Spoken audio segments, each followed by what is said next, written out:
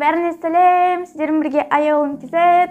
Және біздің бүгінгі видеомыз не туралы екені обложкадан немесе видеоның атынан бірден белгілі деп ойлаймын. Осындай видеолар 2 жыл бұрын прям хит болған 2019 жылдары. Мен де осындай видео түсіргім келген, сол сәтіде 2021 жылы түсіріп жатырмын. Мен енді кішігірім түсіндіре кетейін, өйткені кейбіреулер білмеуі мүмкін. Менің инстаграмдағы оқырмандарым менің бір күніммен басқаратын болады. Инстаграмда стористерге опростар жасаймын. Оқырмандарым қайсы затқа көбірек дауыс береді, сол затты жасайтын боламын.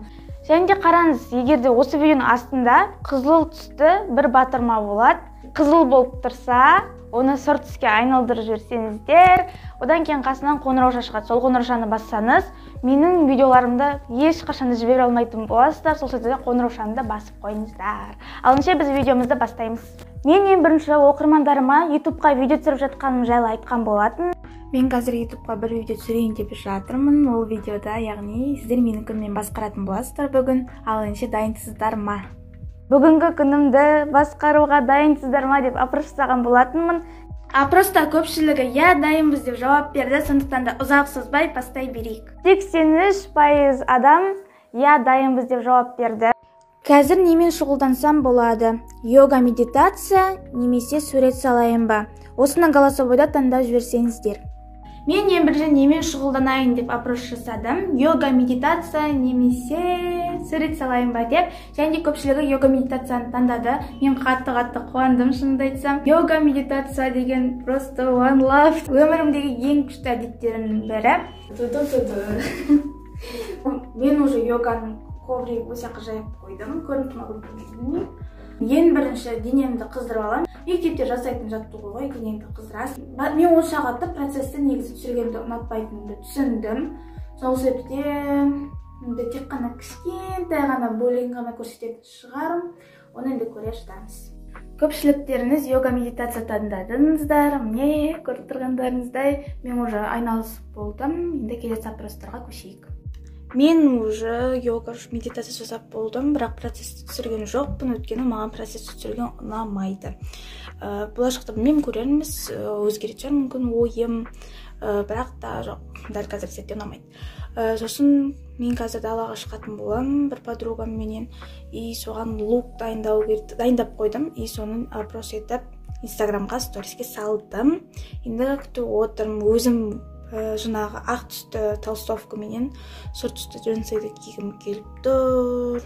Мен қазір шамалдай далаға шығатын боламын. Соған маған лук таңдау қажет. Сол маған лук таңдауға көмектесіп жіберсеңіздер, келесі стористе. Бірінші лугымыз осындай: ақ түсті толстовка, сұр түсті джинсы және қара түсті свитер менен тоже қаралау келген түсті джинсы. Осы екеуін біреуін таңдауға салыңыздар. Келесі стористе. Және де сол кезде маған далаға шығу қажет болды, өйткені ол күні Ақтауда қар жауған болатын. Мен ақтаулықпын. Және де бізде Ақтауда қыстың кезінде өтіп қатты қар жаумайды. Сол көктемнің кезінде қар жауған болатын. Енді ондай күндері біздің ақтаулықтардың көпшілігі далаға шығады.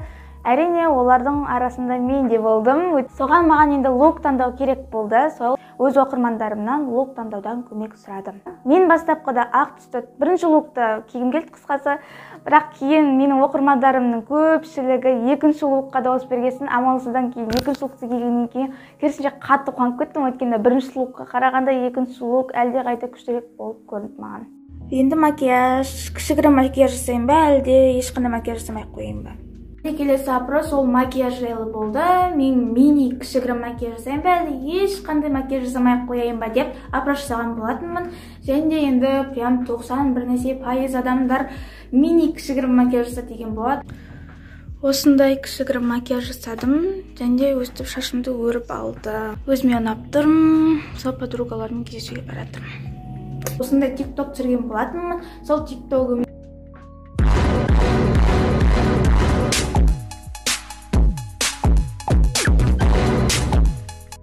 енді баға беріп көтсеңіздер болады, комментарияға жазып қалай шыққан. Образым енді күшті да, шынымен де. Сол инстаграмға уже мен салдым ол посттарды, видеоларды, сонда қарасаңыздар болады, өте күшті, прям өзіме ұнайды.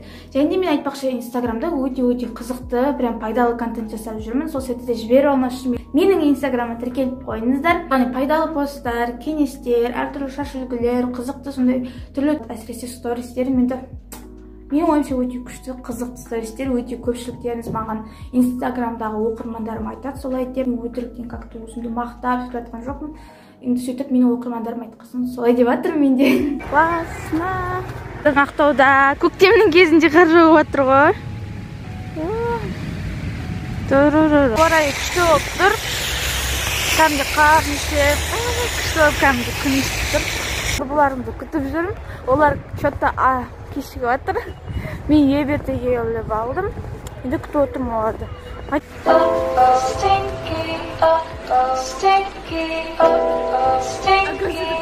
Все, теперь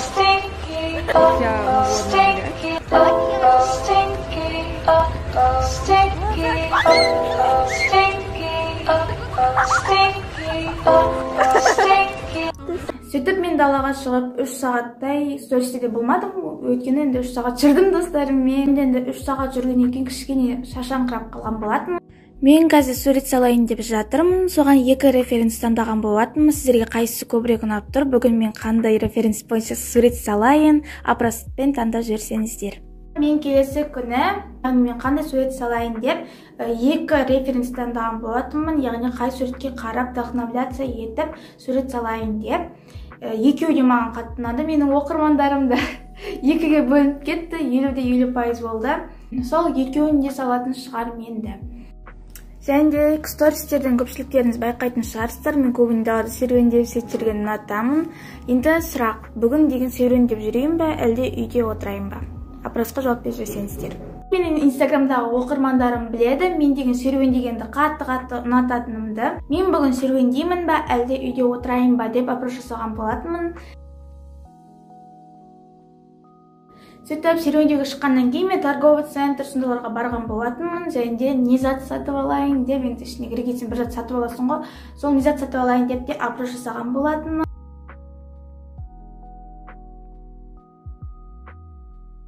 Енді көптеген оқырмандарым бірінші сатқа дауыс берген болатын. Бірақ мен екеуінде сатып алдым. Екеуінде алуға болмайды деген сияқты зат жоқ, так что можно как бы екеуінде алған болатынмын. Қазір көрсетейін. Мінекей. Қандай әдемі. Осындай 2 заколка алған болатынмын. Екеуі де күшті, маған ұнайды.